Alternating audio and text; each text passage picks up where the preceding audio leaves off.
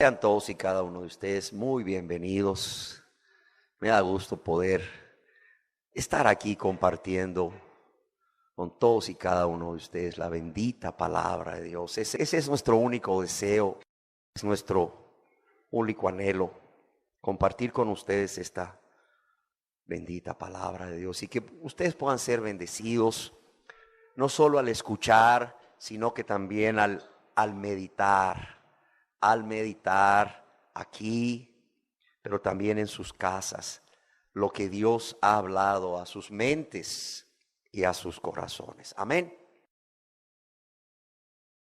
El día de hoy quisiera dar inicio a esta enseñanza citando dos versos, uno del Antiguo Testamento y uno del Nuevo Testamento.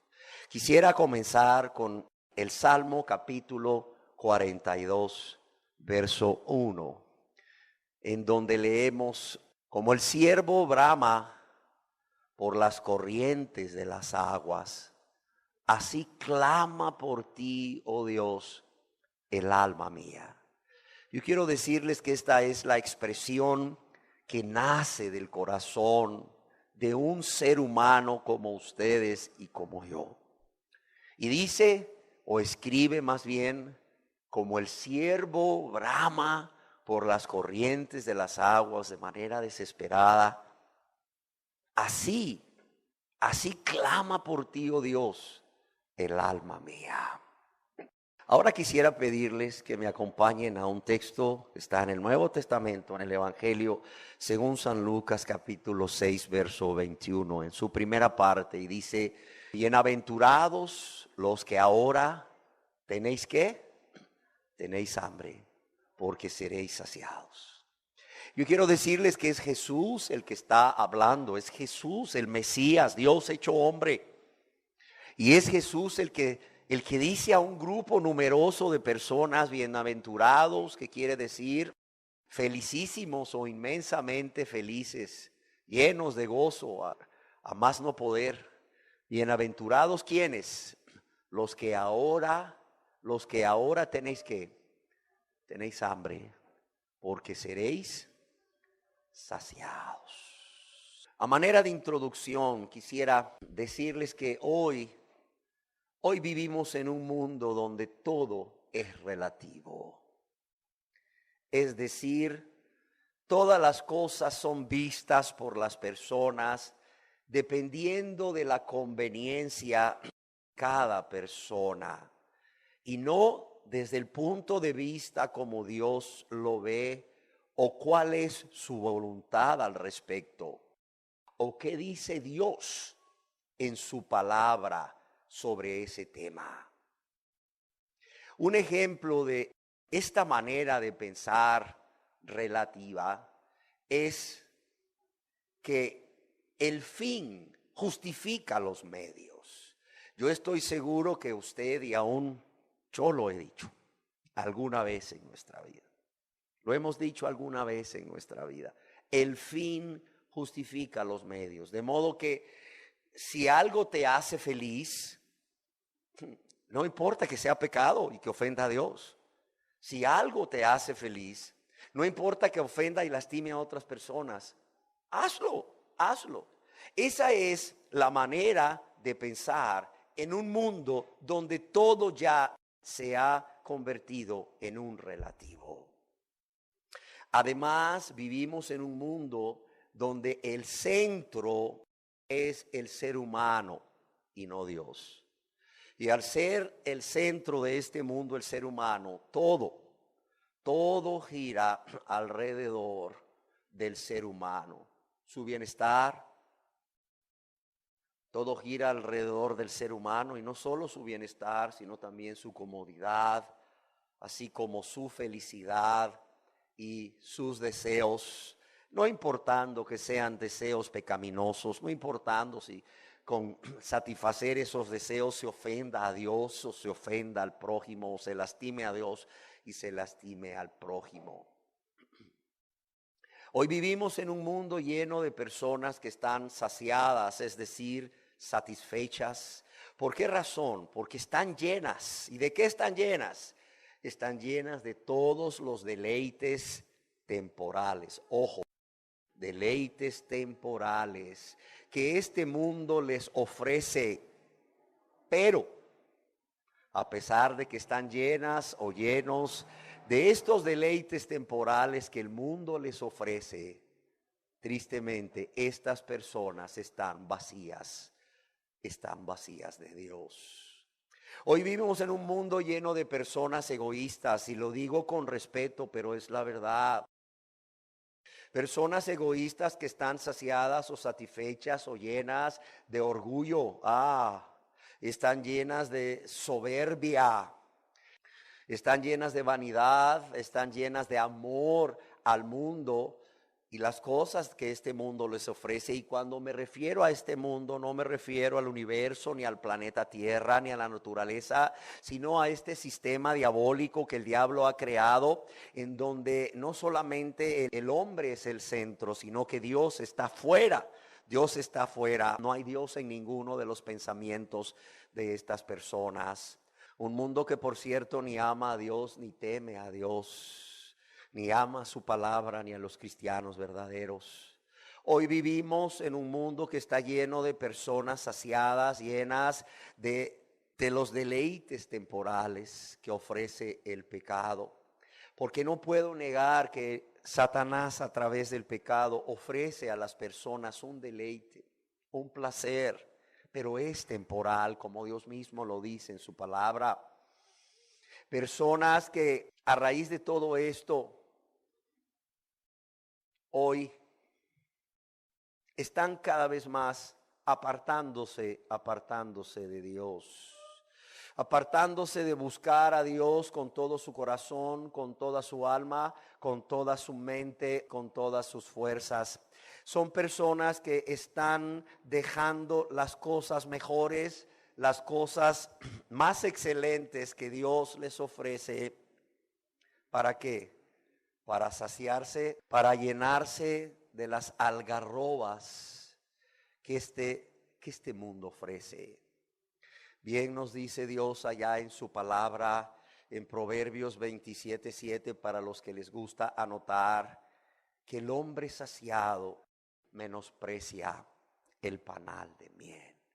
El hombre, la persona, el ser humano, hombre o mujer que está saciado de todas estas cosas que acabamos de mencionar, menosprecian el panal de miel, menosprecian lo mejor, lo más excelente que Dios puede ofrecerles. Tristemente vivimos en un mundo donde cada día más personas dejan de creer en el Dios vivo y verdadero, o se refugian en religiones o organizaciones religiosas humanas como el hinduismo, el budismo, o se convierten en musulmanes, o bien deciden formar parte de algún movimiento de la llamada nueva era, o son simplemente personas agnósticas. ¿Qué quiero decir con esto? Son personas que creen firmemente que no podemos conocer a Dios. Con nuestro pensamiento limitado de seres humanos no podemos conocer a Dios. Y si no podemos conocer a Dios, entonces no podemos tener una relación personal como seres humanos, como hijos con Él. Amados y amadas, yo quiero preguntarles a ustedes qué es la Inglaterra de Charles Spurgeon hoy en día, como una prueba de lo que estoy diciendo, o qué es o qué queda del avivamiento que Dios trajo a través de Juan Wesley y el metodismo en Inglaterra. Yo quiero decirles que la respuesta a esta pregunta es que queda muy poco o nada de todo esto. Es más, solo queda apostasía.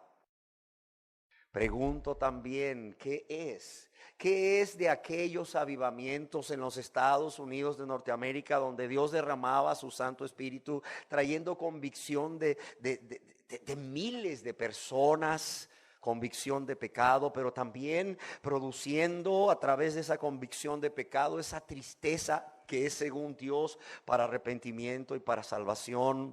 Cuando hombres de Dios predicaron como Jonathan Edwards, o como Carlos Finney, o como quizás otras personas, como últimamente sucedía cuando este hombre de Dios ya muerto, David Wilkerson, predicaba desde los púlpitos o en las calles. ¿Qué es de todo eso? ¿Qué queda de todo eso? Mira, queda casi nada o nada, queda pura apostasía. Y por si esto fuera muy poco,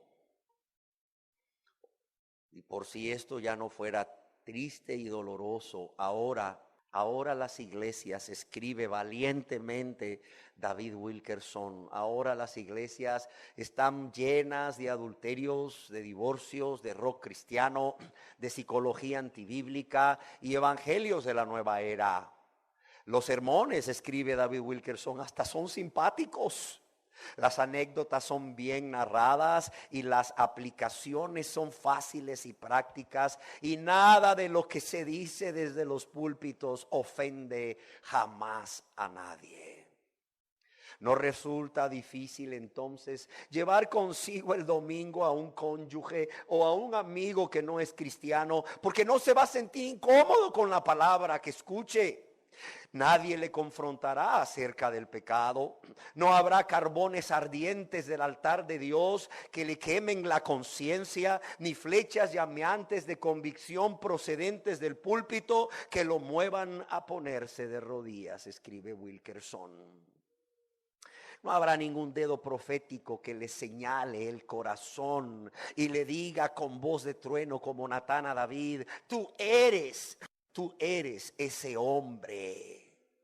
Y si en realidad el martillo cae sobre el pecado, rápidamente se amortigua su efecto. Es asombroso pero cierto, escribe David Wilkerson, el lugar más cómodo y tranquilizador de la conciencia para esconderse de los ojos de Dios como llama de fuego de un Dios santo es dentro de una iglesia muerta. ¿Y qué decir, amados y amadas, de aquellos millones de personas que dicen o confiesan ser cristianos, ser hijos o hijas de Dios, pero no se han convertido a Dios? Es decir, han hecho una oración, pero sin conversión.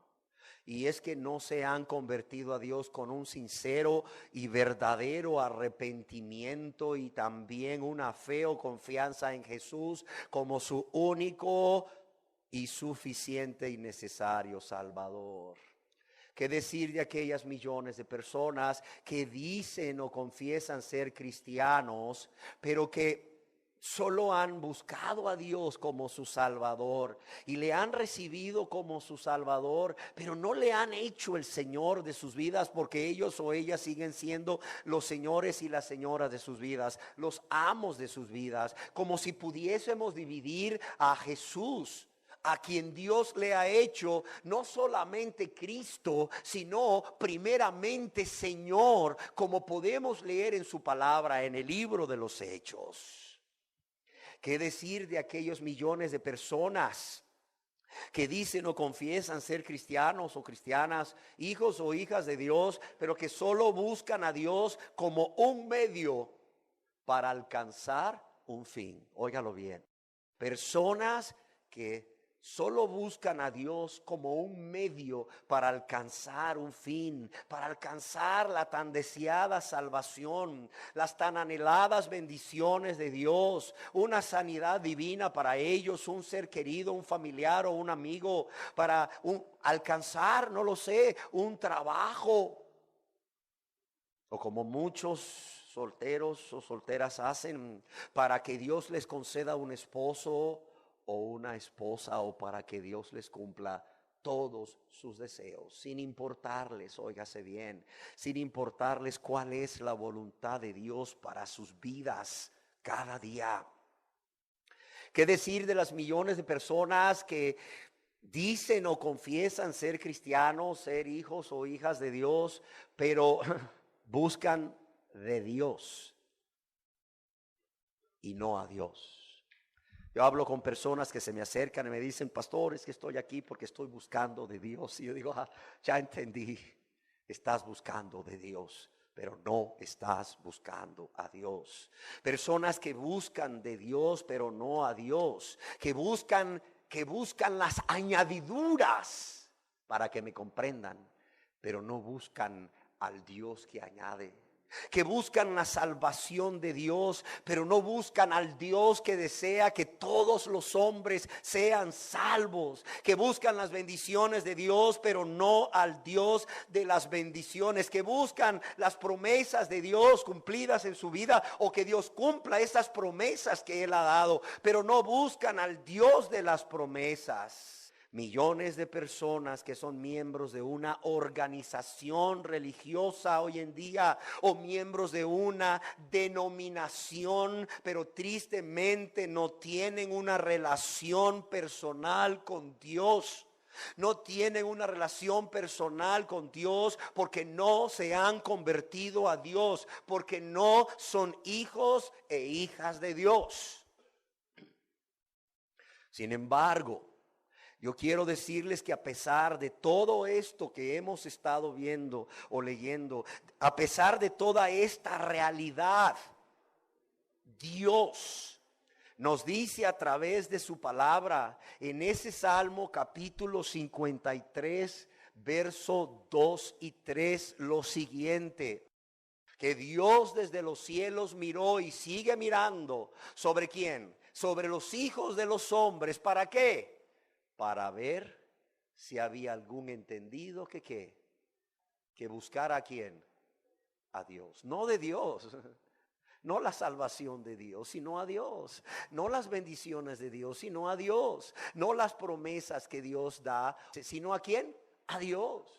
Y hoy leámoslo de nuevo, sigue siendo una realidad. Así como Dios desde los cielos miró, sigue mirando sobre los hijos de los hombres, sigue mirando sobre este lugar, sigue mirando sobre ustedes en sus casas y en sus trabajos. ¿Para qué? Para ver si hay alguien, algún entendido que busque a Dios. Y es que Dios, en su gran amor y su infinita misericordia, continúa atrayendo al ser humano a Él. ¿Por qué creen que Dios continúa buscando los medios de cómo atraer a cada ser humano, a cada uno de nosotros a Él? ¿Por qué creen? ¿Será porque Dios no es Dios en nosotros? ¿Será porque a Dios le hace falta algo si nosotros no venimos a Él? ¿Será que Dios no puede hacer algo sin nuestra ayuda? Por eso Él necesita que vengamos a Él y continuamente nos está trayendo a venir a Él. ¿Será por eso? No. ¿Saben por qué? Por amor, por su gran amor con que nos ha amado siempre. Desde que Él nos creó en el vientre de nuestra madre, Él nos ha amado siempre. Por amor, pero además porque Él sabe que fuera de Él, óigalo bien, Dios sabe que fuera de Él no hay vida para nosotros. ¿Por qué? Porque Él es la vida para nosotros. Fuera de Él no hay vida para nosotros. Pero no solo eso, Él sabe que fuera de Él no hay gozo para nosotros. No hay paz para nosotros. Pero también separados de Él, nada podemos hacer.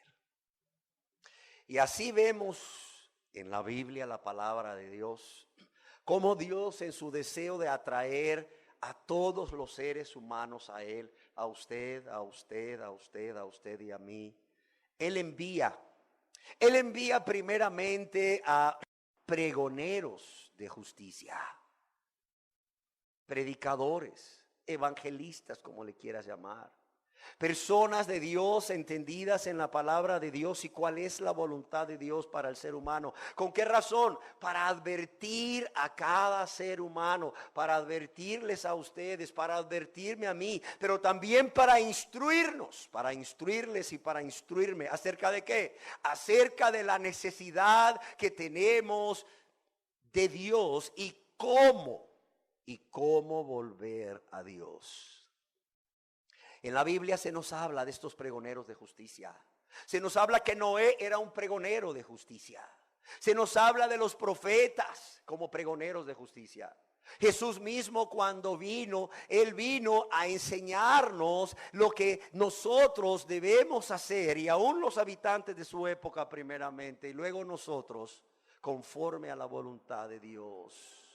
Y luego después de Jesús, los apóstoles cuyos escritos o enseñanzas han llegado a todos nosotros a través de la Biblia.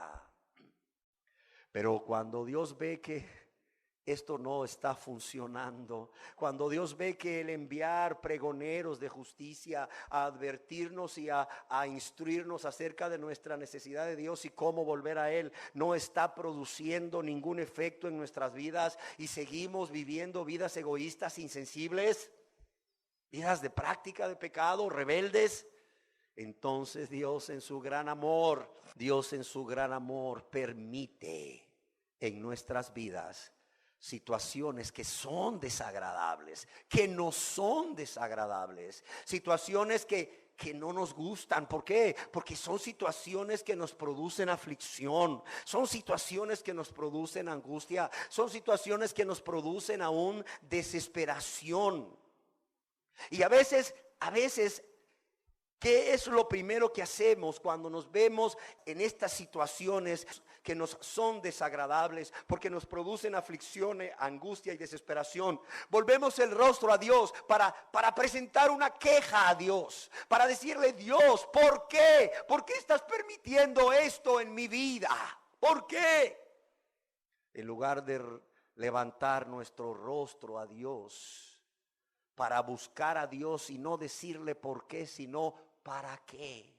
¿Para qué estás permitiendo esto en mi vida? Señor, no me agrada, Señor, me duele, Señor, me genera angustia, me genera aflicción. Pero Señor, yo quiero preguntarte: ¿para qué lo has enviado a mi vida? ¿O para qué has permitido que esto suceda a mi vida? ¿Cuál es el propósito? ¿Cuál es el propósito, verdad, por el cual tú permites que esta circunstancia desagradable me esté sucediendo? Por cuanto Dios es un Dios de amor y un Dios de misericordia. ¿Cuántos lo creen? Si la persona que levanta su rostro a Dios y su mano a Dios de manera airada o con enojo, diciéndole con reclamos: ¿por qué? ¿Por qué?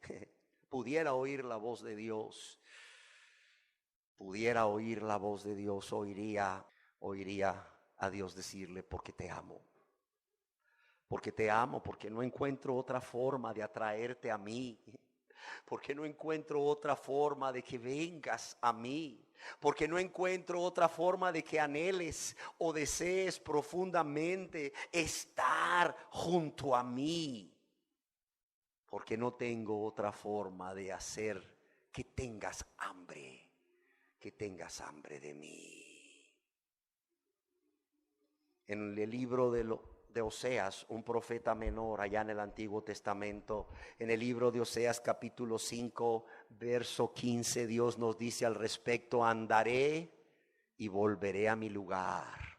Los dejaré, quiere decir, los dejaré. ¿Hasta cuándo?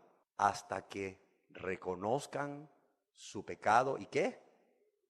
Y busquen mi rostro.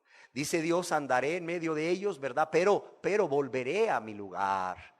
Los voy a dejar por un tiempo. ¿Hasta qué? Hasta que reconozcan su pecado y busquen mi rostro. ¿Y qué dice Dios? En su angustia me buscarán. Mira lo que dice Dios. Mira lo que piensa Dios. Mira lo que cree Dios. En su angustia, ¿qué? Me buscarán. Dios dice: me apartaré de ellos hasta que reconozcan sus ofensas, su pecado y busquen mi rostro. ¿Qué quiere decir eso de buscar su rostro? Quiere decir hasta que se arrepientan y vengan a mí con ese corazón contrito y humillado que yo no menosprecio, y me rueguen, me supliquen misericordia, me rueguen y me supliquen el perdón de sus pecados. Y Dios dice: en su angustia me buscarán. Dios, como nuestro creador, Él sabe que el ser humano es más sensible a buscarle cuando está ¿en qué? En angustias. Y yo quiero decirles que el pueblo de Israel en el tiempo de los jueces es un ejemplo de esto. Cuando tú vas al Antiguo Testamento y vas a leer el libro de los jueces, vas a encontrarte que desde el capítulo 2 hasta el capítulo 16 hay una constante, es decir, hay algo en el pueblo de Israel que se repite una y otra vez. ¿Y qué es esa constante? Ok, que los hijos de Israel hicieron lo malo delante de los ojos de Jehová. Qué triste. Que los hijos de Israel hicieron lo malo delante de los ojos de Jehová o de Dios y dejaron a Dios, dice, el Dios de sus padres, y se fueron tras otros dioses. Qué cosa más perversa. Los hijos de Israel hicieron lo malo delante de los ojos de Jehová. ¿Por qué? Porque dejaron a Jehová, el Dios de sus padres, y se fueron tras otros dioses. Pero también podemos ver cómo la ira de Dios se encendió contra ellos. ¿Y qué hacía Dios? Dios enviaba a las naciones que habitaban alrededor de ellos, al cananeo, al gergeseo, al jebuseo, al heveo, al filisteo, a todas estas personas de las naciones que habitaban alrededor de ellos. Y ellos venían y los atacaban.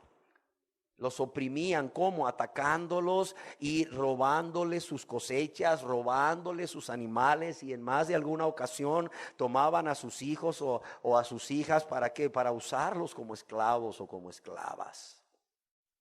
Yo quiero decirles que este pueblo de Israel no podía defenderse de sus enemigos, no estaba en capacidad de defenderse de sus enemigos, por tanto venía a ellos gran aflicción y angustia. ¿Y qué creen que hacía este pueblo que hizo lo malo delante de los ojos de Dios y que dejaban a Dios, verdad, al Dios de sus padres, por irse tras otros dioses con D minúscula? ¿Qué creen que hacían estos habitantes de Israel cuando ellos estaban en angustia y aflicción a causa de estos enemigos? ¿Qué creen que hacían?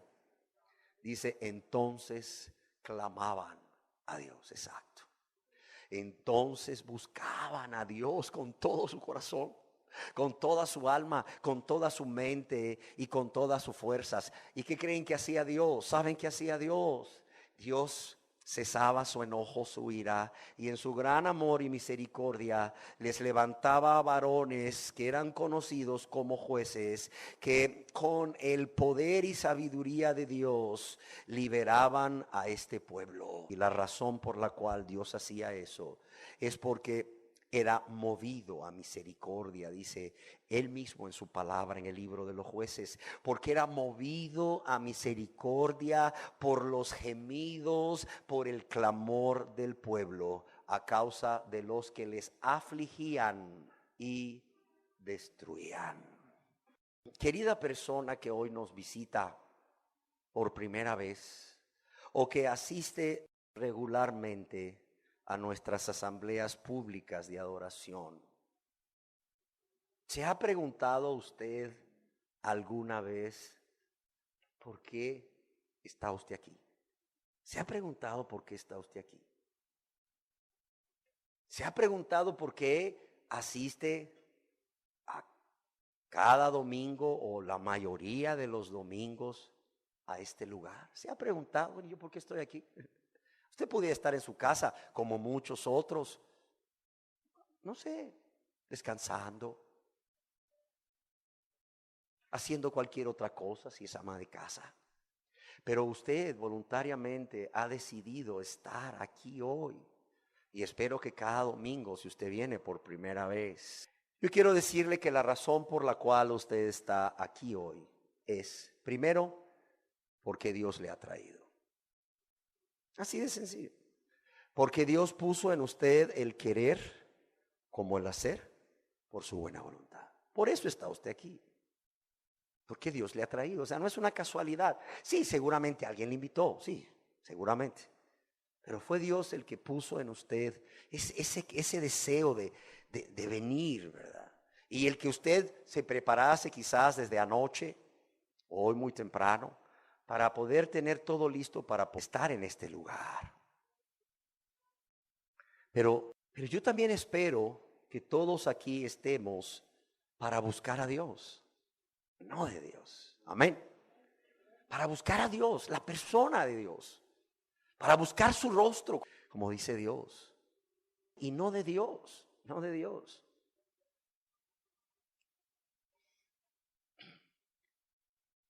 Para conocer cada día más de Dios, o cada culto público de adoración, o cada asamblea de adoración, para conocer más a Dios, para que Él se nos revele por medio de su palabra, su Santo Espíritu, y nos revele su carácter, y nos revele más acerca de sus atributos, pero también nos revele más acerca de su voluntad. Pero yo quiero preguntar también a ustedes una pregunta que yo me hice a mí mismo primeramente. Estamos aquí porque Dios nos ha traído. Estamos aquí porque estamos buscando a Dios y no de Dios. Pero, ¿tenemos hambre de Dios? ¿Tiene usted hambre de Dios? Y es por eso que el día de hoy yo deseo compartir con ustedes la primera parte de una serie de enseñanzas que hemos titulado a modo de pregunta: ¿tenemos hambre de Dios? Para que cada uno de los que estamos aquí podamos respondernos delante de la presencia de Dios con honestidad si tenemos o no hambre de Dios. Porque una cosa, amados, es asistir a un lugar a escuchar la palabra de Dios, porque Dios puso el deseo, la inquietud. Y la otra cosa es tener hambre de Dios. Son dos cosas completamente diferentes. Una cosa es estar aquí para buscar a Dios, pero la otra cosa es tener hambre de Dios. Y para que cada uno pueda responderse a esta pregunta de si tenemos o no hambre de Dios, yo considero necesario que entendamos primero qué significa tener hambre de Dios. Amén. Y para entender qué significa tener hambre de Dios, yo creo que primeramente tenemos que entender qué significa tener hambre. ¿Qué significa tener hambre? A ver, ¿quién me ayuda? Sin pena, esto no es examen, a ver, sin pena. Es más, si tú participas acá, los de acá ni van a saber quién participó. Si tú participas acá, los de allá ni van a saber, no te preocupes. ¿Qué es tener hambre? A ver, ¿qué se te viene a la mente cuando escuchas la palabra tengo hambre o la palabra hambre? ¿Perdón? Deseo de algo. Tener hambre es tener un deseo de algo. ¿Qué más? Necesidad. Es tener una necesidad. Es tener una necesidad. Es tener un vacío, como decíamos aquí. Un vacío que anhelamos saciar. Tener hambre es todo eso que ustedes han dicho. Según el diccionario ilustrado Larousse, hambre es un deseo intenso de comer. Hambre es un deseo ardiente de comer. ¿Y qué cosas? Cuando buscamos en la Biblia la palabra hambre y buscamos cuál es la palabra en el griego con que se escribió el Nuevo Testamento para la palabra hambre, encontramos que es peinao, que significa lo mismo que nos dice el diccionario: un deseo intenso de algo, un deseo ardiente de algo. De modo que peinao es tener hambre intensamente, o como decimos, estarse muriendo de hambre. O sea, no es el que va a una reunión ahí que ya cenó previamente porque no sabía si lo que había ahí le iba a gustar o no, y se pegó una buena comida y llega a la reunión y dice: ay, hombre, ¿para qué cené tanto? Está bien rico esto. Y viene y pellizca. Ustedes saben lo que es pellizcar, ¿verdad? Agarra un poquitito de esto, agarra otro poquitito de esto y agarra otro poquitito de eso. Es decir, migajas, pues. No, no, no. Cuando estamos hablando de hambre, en la palabra de Dios, pero también en el diccionario, estamos hablando de un deseo intenso, de una necesidad intensa de algo. Es decir, un deseo intenso o una necesidad intensa de algo físico, como son los alimentos, pero también metafóricamente, como es, por ejemplo, hambre y sed de justicia. Como se nos dice, o como Jesús bien nos dice allá en el Evangelio según San Mateo, para los que les gusta anotar, capítulo 5, verso 6. Pero también metafóricamente, no solamente podemos hablar de hambre de justicia, pero también podemos y debemos hablar de hambre de ¿qué? De hambre de Dios.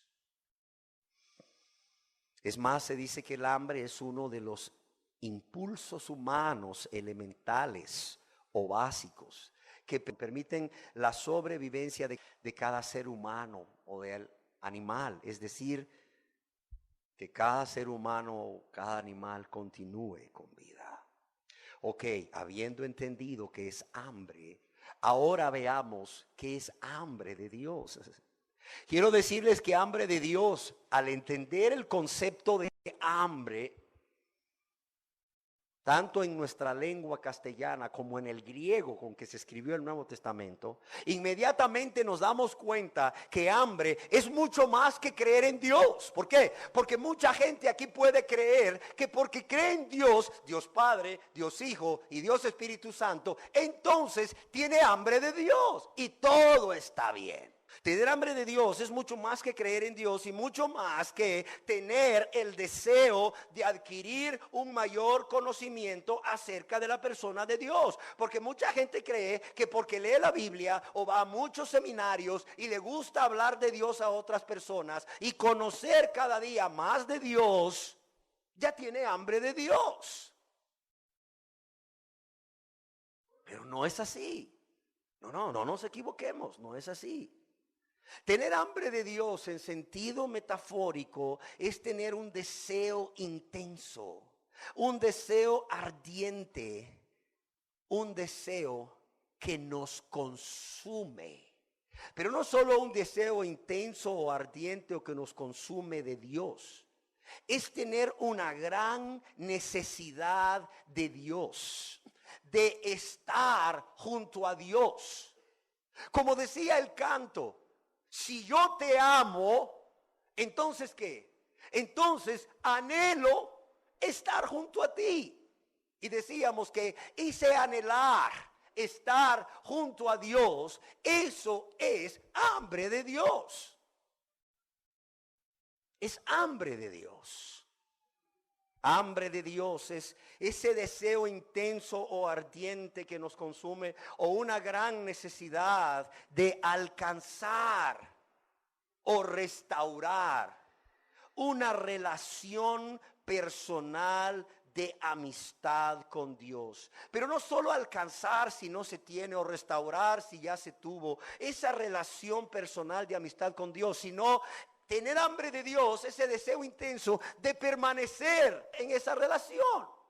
¿Por qué? Porque mucha gente viene y acepta a Cristo como su Salvador personal, sin conversión lastimosamente. Y bueno, ellos piensan que ya por aceptar a Cristo, por repetir una oración de 40 segundos, ya ellos alcanzaron el perdón de Dios y ahora tienen una relación personal de amistad con Dios. Pero vaya relación de amistad. A nadie le gustaría tener una relación de amistad con esa persona como la relación de amistad que esa persona dice tener con Dios. ¿Por qué? Porque a los 10 minutos le está ofendiendo, o a la hora le está ofendiendo, o a las 5 horas le está ofendiendo, y al día siguiente le está ofendiendo, y cada día le está ofendiendo. Levante la mano aquí el que quisiera ser amigo de esa persona.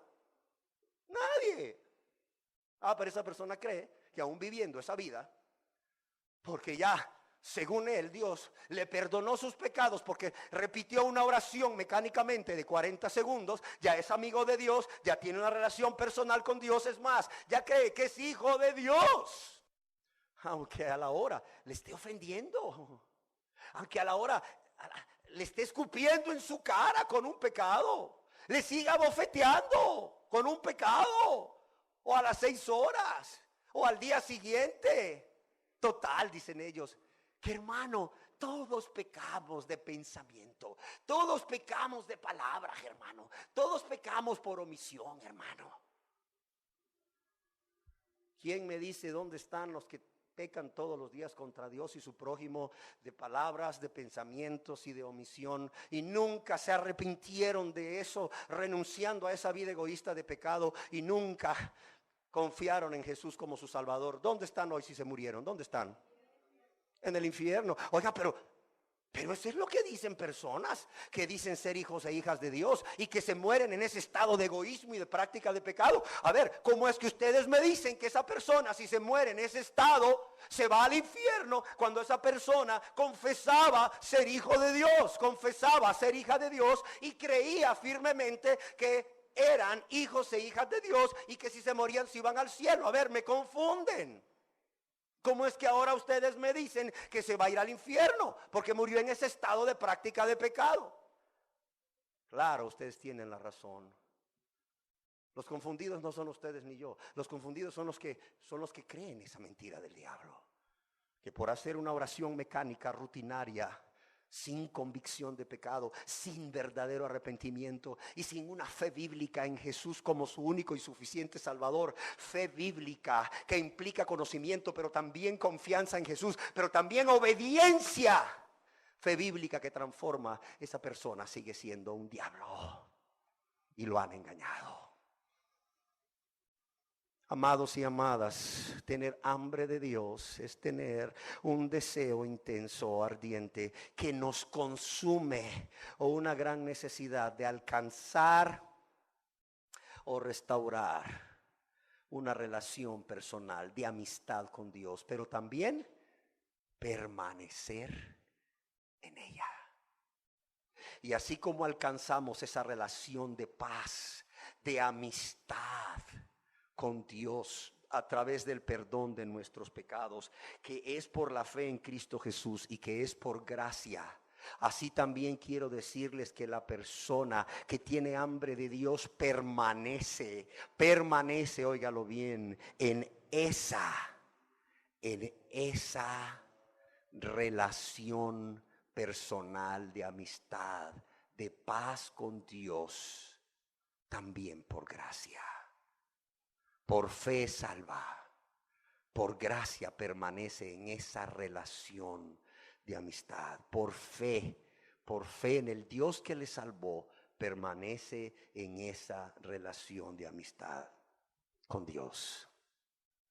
No es que seas salvo por fe y luego te mantengas en Dios, en Cristo, por obras. No.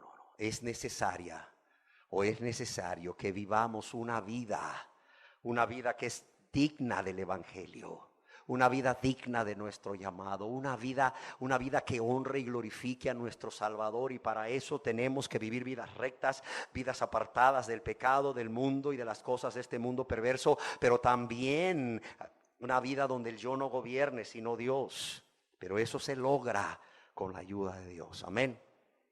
Entonces, tener hambre de Dios es un deseo intenso, un deseo ardiente y una gran necesidad de alcanzar o restaurar una relación personal de amistad con Dios y permanecer en ella.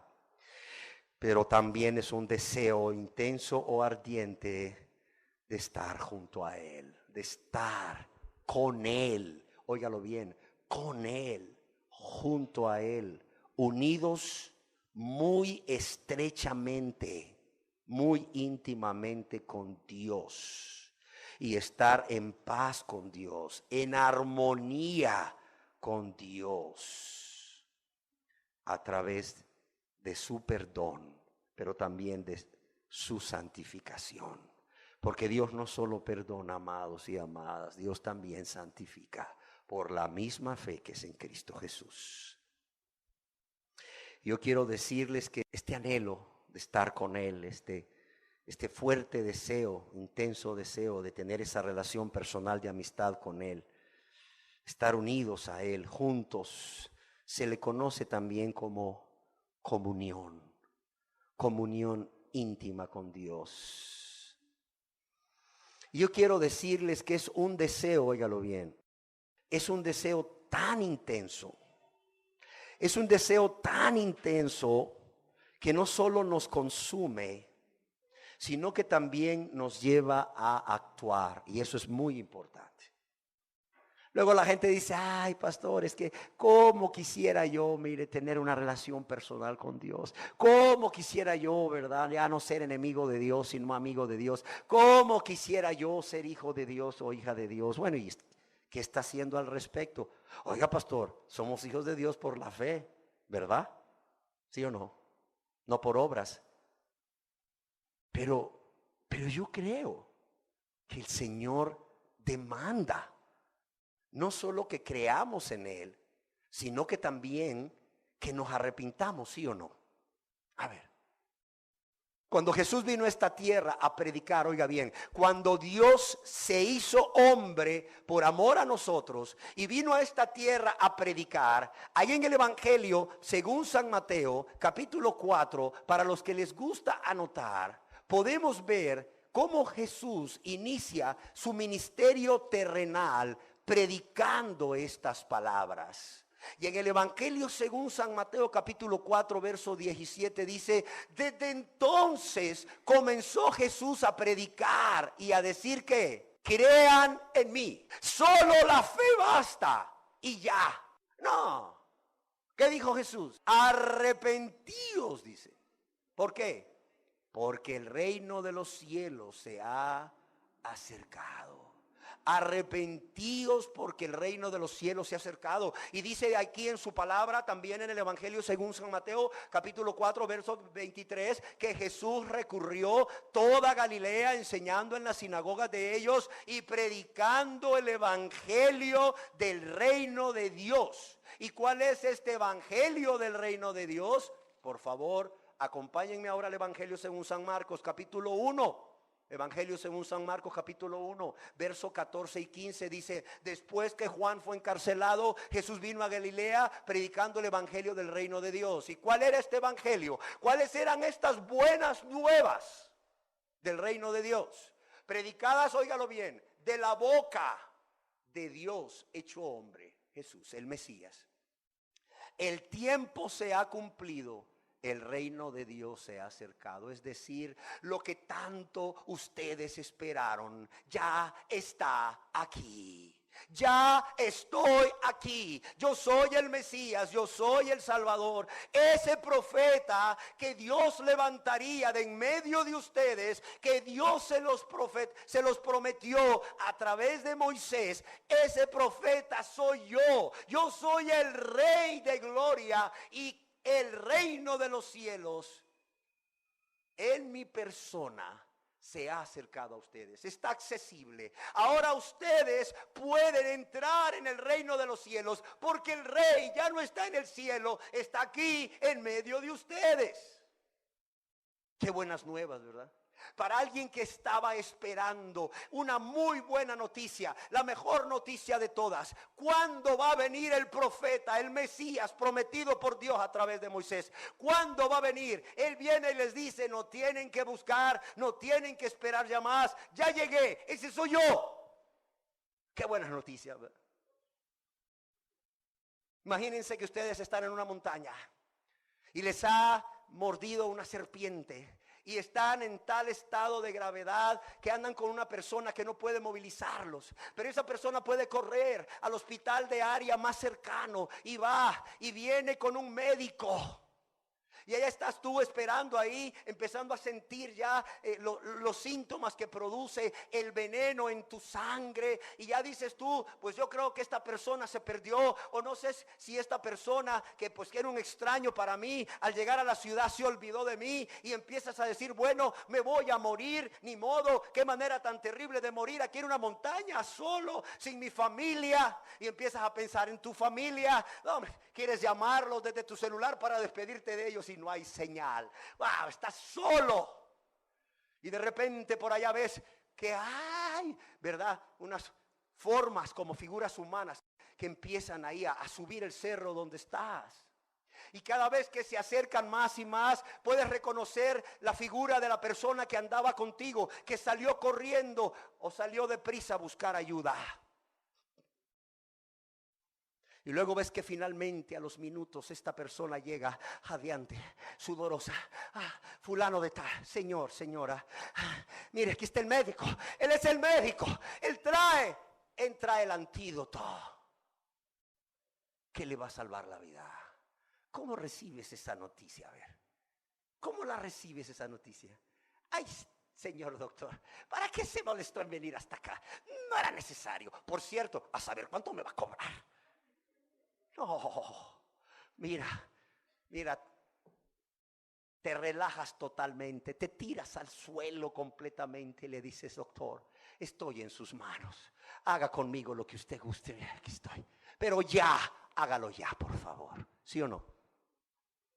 La noticia que más esperaban con ansiedad los judíos era esta: ¿cuándo va a venir el profeta? ¿Cuándo va a venir el profeta? ¿Cuándo va a venir el Mesías? Y llega un día Jesús de Nazaret y les dice: no tienen que esperar. Ya no tienen que esperar más. Ya estoy aquí. Ya llegué. Ya llegué. Como les dijo en Nazaret, en aquella sinagoga, cuando en el día de reposo entró conforme a la costumbre y se levantó a leer, y se le dio el libro del profeta Isaías, y habiendo abierto el libro, halló el lugar donde está escrito: el Espíritu del Señor está sobre mí, por cuanto me ha ungido para dar buenas nuevas a los pobres. Me ha enviado a sanar a los quebrantados de corazón, a pregonar libertad a los cautivos y vista a los ciegos, a poner en libertad a los oprimidos y predicar el año agradable del Señor. Y dice la palabra de Dios que Jesús, después de leer eso, enrollando el libro, lo dio al ministro y se sentó. Y los ojos de todos en la sinagoga estaban fijos en él. Y Jesús comenzó a decirles: hoy se ha cumplido esta escritura delante de vosotros. Jesús le dijo: lo que ustedes han leído acerca del profeta, este texto del libro de Isaías que habla del profeta que había de venir, habla de mí, dice Jesús. Así les dijo. Y hoy ustedes han visto eso. Pero ¿qué les dice Jesús como parte de ese evangelio de las buenas nuevas? El tiempo se ha cumplido, el reino de Dios se ha acercado. ¿Y qué dice? Pasen al frente, por favor. Cierren sus ojos y repitan conmigo esta oración. ¿Saben qué dice en el Santo Evangelio según San Marcos capítulo 1 verso 15? Diciendo, no yo, Dios hecho hombre, Jesús. El tiempo se ha cumplido y el reino de Dios se ha acercado. Arrepentíos y ¿qué? Y creed. Arrepentidos y creed en el Evangelio. ¿Y quién es el Evangelio? El Evangelio es Jesús, el Salvador. ¿Qué les dice Jesús? Primero arrepiéntanse y después ¿qué? Y después crean. Fe sin arrepentimiento no sirve para nada. Es más, no es fe bíblica que lleva a salvación. Por eso, amados, quiero decirles y más bien quiero advertirles que cuando realmente tenemos hambre de Dios, ese deseo intenso, ese deseo ardiente, ese deseo que nos consume, esa necesidad muy grande nos va a llevar a qué? Actuar, a pasar de las buenas intenciones a la acción. Alguien dijo una vez que el infierno está lleno de personas con muy buenas intenciones. Esto nos va a llevar a actuar. Sabemos que tenemos hambre de Cristo, porque este deseo intenso o deseo ardiente que nos consume, o grande necesidad, o vacío, nos va a llevar a actuar, a pasar de las intenciones a la acción. Y quizás te preguntes, bueno, ¿qué me va a llevar a hacer? Si me va a llevar a actuar, ¿qué me va a llevar a hacer? Yo quiero decirles que nos va a llevar a centrar todos nuestros pensamientos, óyalo bien, todos nuestros pensamientos, todas nuestras fuerzas, todo nuestro tiempo, todos nuestros deseos y todas nuestras metas, juntamente con nuestros actos, en alcanzar ese deseo intenso, ese deseo ardiente de estar junto a Dios, de estar unidos a Dios muy íntimamente, muy estrechamente, en amistad con Él, como sus hijos y sus hijas. Yo conozco a gente que viene y quizás la palabra le conmueve y pues es honesto o es honesta, y al aplicarse la palabra de Dios a su vida dice, wow, yo no tengo ese hambre. Yo no tengo ese hambre. Es más, como dice el predicador, yo soy de los que ni siquiera he llegado a la oración de aceptar a Cristo. Otros dirán, yo hice la oración y estaba confiado en que por haber hecho la oración yo tenía una relación personal con Dios. Pero ahora sé que no hubo en mi vida nunca una convicción de pecado, un sincero arrepentimiento que me llevara a abandonar esa vida egoísta de pecado, sino que he seguido en mi práctica de pecado, así como dice el pastor, dicen ser amigos de Dios, pero lo tratan como enemigo a Dios, sí, lo tratan como enemigo, ofendiéndolo a cada hora, a cada día. Y luego las personas dicen, pero yo quiero tener una relación personal con Dios, yo quiero tener hambre de Dios, ok. Y vienen y buscan una cita para con su servidor y platicamos ampliamente, se le despejan sus dudas y luego pasan 3 domingos y no los vuelvo a ver, un mes y no los vuelvo a ver, y luego vuelven a aparecer. Y pastor, ¿cómo está? Ay, pastor, mire, discúlpeme que no pude venir los domingos. No, espérame, si tú ni estás matriculado en un club, ni te debes a este lugar ni a mí. No, para nada, espérame. Es más, ahórrate las disculpas. Tú no tienes un problema conmigo, tú tienes un problema ¿con quién? Con Dios. El Dios que te ve, que por cierto, te ve que cuando me dices, fíjese pastor, que es que se me murió mi abuelita por 4ª vez, ¿verdad? Y luego fíjese que es que, híjole, hermano, Dios dice, Pinocho, te dice Dios, Pinocho, te va a crecer la nariz, mentiroso. Yo veo estas personas que dicen que tienen deseos de volverse a Dios, ¿verdad? De tener una relación íntima con Dios, ¿verdad? Dice, yo quiero tener hambre con Dios o hambre de Dios, y ahí los ves que son tan indiferentes. Mira, les preocupa más la Liga Nacional, cómo van los partidos, cómo va su equipo favorito en la Liga Nacional, perdió, empató, ganó, se acerca al descenso, se acerca al campeonato, no lo sé. Están más preocupados por eso. Híjole, se lesionó fulano de tal, fíjate, le pegaron una patadota y le quebraron la tibia y el peroné, va a estar incapacitado 6 semanas. ¿Qué va a hacer el equipo sin ese hombre? ¡Ah, qué horrible! O renunció el técnico a medio campeonato por razones familiares y era extranjero y se fue del país. ¡Qué tragedia, señores! Y ahí lo ves en su casa, en su trabajo, ¿verdad? Platicando de eso, y ven el carro y la radio la lleva sintonizada a un programa deportivo y compra el periódico en el 10 y ahí está, ta. ¿Sí me entienden? Y llegan, ¿verdad? Allá al 5.º domingo, muy apenados, ¿verdad? Oiga, pastor, discúlpeme, es que...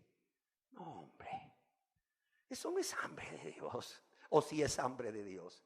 Suena eso como lo que yo acabo de describir, un deseo intenso, un deseo ardiente que te consume, una gran necesidad que te lleva a actuar. ¿Y qué quiere decir con eso? Que te lleva a centrar tus pensamientos, tus fuerzas, tu tiempo, tus deseos, tus metas y tus actos a alcanzar ese deseo intenso. Y no es que no vas a pensar en otra cosa, si eres ama de casa o si trabajas ahí en una empresa, varón o mujer, no. Pero mira, ¿qué va a ocupar tus pensamientos o la mayor parte de tus pensamientos, este deseo intenso. No vas a esforzarte, amada mujer, ama de casa, en hacer tus quehaceres de la casa y vas a estar todo el día ahí con la escoba parada, sentada en un solo lugar. Dice, se volvió loca, dice el hijo, ¿verdad? Mami, ¿qué te pasó, mamita? Ahí parada pensando en Dios. No, estás haciendo tu labor, pero estás dedicando fuerzas a eso y fuerzas también, ¿para qué? Para dedicar un tiempo para pensar en qué es esto de alcanzar una relación personal con Dios, de estar junto a Dios, de estar unidos con Dios en amistad, cada segundo, cada minuto, cada hora, cada día. No sé si me explico. No es que te vas a retirar a un lugar apartado, te vas a ir ahí a una casa de campo, ¿verdad? Y te vas a llevar provisiones para un mes y solamente vas a estar ahí sentado, así como en la meditación trascendental. No. Allí en tu casa, allí en tu trabajo, mira, ¿qué va a captar tu atención? ¿Qué va a captar tu atención además del trabajo que estás haciendo? No es estar oyendo ahí las tonterías que hablan los compañeros, ¿verdad? O ahí las tonterías que dicen por esos canales de televisiones de para ti mujer, pura vanidad. O las novelitas estas cursis. No. El ama de casa está concentrada en su trabajo, pero también tiene centrada su atención en aquello de lo que tiene hambre. Está centrada su atención en cómo primeramente alcanzar una relación con Dios, y si la tuvo, de cómo restaurar su relación con Dios para estar junto a Dios. ¿Sí me explico? En otras palabras, esto se vuelve la prioridad de tu vida. Esto se vuelve la prioridad de tu vida. No hay otra cosa más en el orden de prioridades. Sí, hay que pagar la casa, hay que pagar la luz, hay que pagar el agua, hay que pagar el teléfono, pagar la colegiatura de los niños, ponerle gasolina al carro, sin fin número de cosas. Pero ¿qué es lo que realmente es tu prioridad? Y atrae tu atención. Mira, estás en el banco para pagar la luz y estás en la fila y estás ahí parada pensando en cómo alcanzar esta relación o cómo restaurarla. De modo que luego dicen el siguiente y tú sigues parado. El siguiente, hasta que alguien te dice, señor, usted sigue. Gracias. Señora, usted sigue. Gracias, discúlpeme, y te vas. ¿Sí me entiendes? Cuando manejes no te lo recomiendo, ¿verdad? Pero llegas a tu casa y luego dices, la novela del mediodía, ¿verdad? O el noticiero del mediodía, ¿verdad? ¿Cómo está el dólar? Ni compras dólar, ni usas dólar, pero ahí está la gente viendo cómo está el dólar hoy, el euro, ¿verdad? Mira, olvídate del noticiero. No es que si quieras ver una noticia importante no la veas, pero en ese momento, mira, si las Torres Gemelas se cayeron, si el Empire State se cayó, si la Torre Eiffel se cayó porque le pusieron una bomba, ¿a ti qué te importa? Solo te importa una cosa. Solo te importa alcanzar y restaurar tu relación con Dios. ¿Sí me explico? Y cuando te dicen, vas a ir el domingo, ¿cómo que no voy a ir? Si estoy esperando que Dios use a ese hombre para hablarme, para decirme más acerca de esto, de tener hambre de Dios y cómo yo puedo alcanzar a ese Dios y estar junto a Él. Y se viene. Fíjese, pastor, que ya venía, pero es que mi hijo de 5 años dice, ¿verdad? No, a última hora se puso berrinchudito y entonces dije yo, ¿para qué voy a ir? ¿Cómo no? Semejante hambre tienes de Dios. Se nota que te estás muriendo de hambre. Sí, así de sencillo. Y luego salí, vi que estaba el cielo medio nublado y dije, va a llover, pues agarras una sombría. Y dice, Señor, que no lleva de aquí a que llegue. Y si llega, pues lleva. Aquí tengo esta sombría, pero yo quiero estar ahí para escuchar lo que tienes que decirme. Porque, Señor, siento algo en mí. Siento un deseo intenso en mí. Siento un deseo ardiente en mí. Tengo una necesidad, Señor. Pero no es de comida física. Es de ti, oh Dios. Porque esta necesidad, este hambre, no se llena con la comida que me estoy comiendo. Entonces tiene que ser hambre de ti, necesidad de ti, de estar junto a ti, de tener una relación íntima contigo, de compañerismo, de amistad, de saber que yo soy tuyo y tú eres mío, de saber que yo soy tuya y tú eres mío, Señor. Y esto, Señor, esto no se acaba, al contrario, va en aumento. Y yo me voy, Señor, y yo me voy a saber qué más tienes que decirme. ¿Cómo se llama eso? Hambre de Dios en una persona que no es cristiana. Hambre de Dios en una persona que no es convertida. Pero cómo ya lo refleja.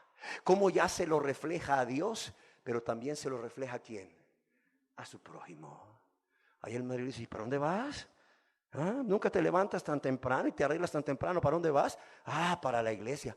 Ay, ¿desde cuándo estás yendo a la iglesia? No, pues el otro día me invitaron y hubo una palabra que atravesó mi corazón. Se predicó, se enseñó una verdad que me hizo entender que yo he vivido insensible a Dios. Yo he vivido ingratamente. Yo he vivido pecando contra Dios, ofendiendo a Dios. Yo he vivido menospreciando a Dios y su Salvador y su grande salvación y su palabra. ¿Sabes qué entendí? Entendí que yo no tengo hambre de Dios. Que yo no amo a Dios y yo quiero amar a Dios porque Dios ha sido muy bueno conmigo, porque mira todo lo que Dios nos ha dado a ti, a mí, a nuestros hijos y cómo le hemos pagado. ¿Sabes qué? Yo quiero amar a Dios, yo no quiero seguirlo ofendiendo, yo quiero tener paz con Dios, estar en paz con Dios y estar junto a Dios. Yo quiero eso, yo lo quiero. ¿Y sabes qué? No voy a desmayar hasta que lo consiga. ¿Qué le dijo Jacob al ángel? ¿Quién se acuerda? No te dejaré hasta que me bendigas. Estuvo luchando toda la noche. Esa es una persona que sabe que no es cristiana, pero también sabe que hay algo en su interior, que no sabía cómo se llamaba, pero hoy sabe cómo se llama: hambre de Dios, que le está moviendo a tomar decisiones, a hacer cosas que nunca había hecho, a cambiar cosas que siempre había hecho y que ahora sabe que están mal. Y que esa persona no va a desmayar hasta que encuentra a Dios. Termino diciendo las palabras de Jesús: bienaventurados los que tienen hambre. ¿Por qué? Porque ellos serán ¿qué? Saciados. Saciados, llenos de Dios. ¿Y por quién? Por Dios. Pero cuidado, de acuerdo a las palabras de Jesús, solo hay un grupo de personas que van a ser saciados, que van a ser llenos de Dios y por Dios. ¿Quiénes son? Los que tienen ¿qué? Los que tienen hambre, viniendo cada mes tarde, ¿verdad? Y ahí distraídos, ¿verdad? Distraídos con el celular o platicando con el que está al lado. Esos tienen hambre de Dios, ¿verdad? No, con todo respeto, esos lo que tienen es un fuerte deseo de irse para el infierno, que ya les rasca porque el diablo les abra las puertas de par en par. O la persona que viene y dice: qué buena palabra, viste vieja, todo te cayó a vos. Híjole, mano, si ese predicador parecía que te conocía. Y eso que venimos por primera vez. Segundamente, quien nos invitó le contó todo acerca de vos, porque todo lo que dijo te cayó como anillo al dedo. ¿Y él? ¿El qué? Muy bien, gracias. Allá hasta dentro de 3 semanas, para que le caiga la palabra de Dios de nuevo a su mujer. No. Eso no es tener hambre de Dios, no nos engañemos. Bienaventurados, ¿quiénes? Los que tienen hambre, porque ellos y solo ellos serán saciados. Demos gracias a Dios. Señor, te damos gracias porque no es casualidad que estemos hoy aquí. No es casualidad, Señor, tú no eres un Dios de casualidades. Tú eres un Dios de amor y misericordia y has querido que todos estemos aquí, no solo para escuchar esta primera enseñanza de esta serie Tenemos hambre de Dios, sino para recibir esta palabra en lo personal, primeramente en lo personal, y para examinarse honestamente, a sí mismo o a sí misma. Y yo espero, Señor, que si la conclusión de personas en este lugar es que realmente están aquí porque buscan a Dios, pero no tienen hambre de Dios, tú pongas el querer como el hacer en ellos para que continúen asistiendo, continúes revelándote a ellos y revelando tu verdad a ellos hasta que exista en ellos, hasta que pongas en ellos ese hambre por ti, Señor. Y que eso los lleve a actuar, a poner toda su atención, a centrar toda su atención en una sola cosa, aquello que es su prioridad, su máxima prioridad: buscarte a ti hasta encontrarte. hasta que pueda estar junto a ti. Yo te lo ruego, Padre, en el nombre precioso de tu Hijo amado Jesús. Amén.